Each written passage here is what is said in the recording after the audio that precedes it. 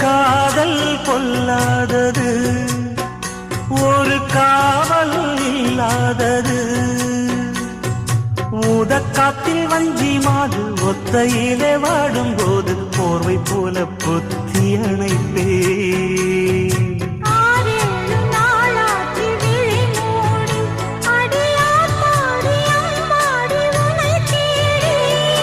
நீதானே மானே என் இளஞ்சோடி, உனை நீங்காது என்றும் என் உயிர் நாடி.